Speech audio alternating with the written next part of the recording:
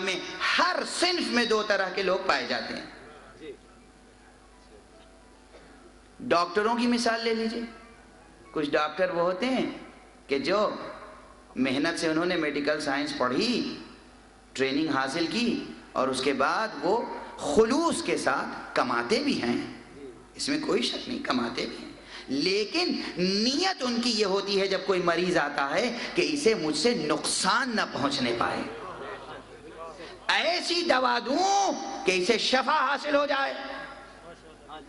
Face تو ملے گی ہی، لیکن یہ ہم سے شفا لے کر جائے، یعنی ان کا ضمیر زندہ ہوتا ہے. کچھ ایسے بھی ہوتے ہیں جو اپنے پروفیشن کے وفادار نہیں ہوتے. میں کہتا ہوں وہ اپنے پروفیشن کے وفادار نہیں ہوتے. وہ جناب والا مریض آیا اور آپریشن کی ضرورت نہیں بھی ہے تو بھی سجیسٹ کر دیا، اس لیے کہ اگر جاہل ہیں، نادان ہیں، گاؤں کے لوگ ہیں، پڑھے لکھے نہیں ہیں، انہیں سمجھا دیا کہ وہ بہت خطرناک مرض ہے، آپریشن کرنا پڑے گا. اسے ظاہر ہے کہ ان کا نرسنگ ہوم ہے، اس کی بل بنے گی اور ان کا فائدہ ہوگا. یہ شخص بھی ڈاکٹر ہے، وہ شخص بھی ڈاکٹر ہے،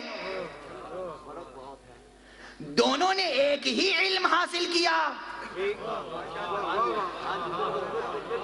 دونوں کے علم کا لیول بھی برابر ہے، دونوں نے ایک ہی جگہ ٹریننگ حاصل کی، مگر ایک انسانیت کو فائدہ پہنچا رہا ہے، دوسرا انسانیت کو نقصان پہنچا رہا ہے.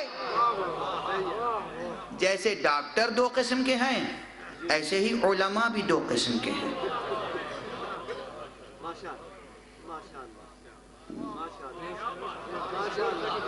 یہ آسانی سے کوئی کہے گا نہیں، ایسے ہی علماء بھی دو قسم کے ہیں. ہمیشہ ہمیشہ رہیں گے، علماء حق بھی رہیں گے، علماء سو بھی رہیں گے.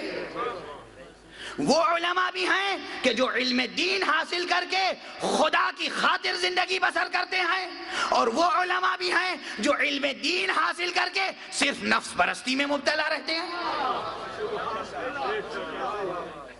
دونوں طرح کے علماء ہیں. علم بھی معیار نہیں ہے، شکل و صورت بھی معیار نہیں ہے، لباس بھی معیار نہیں ہے.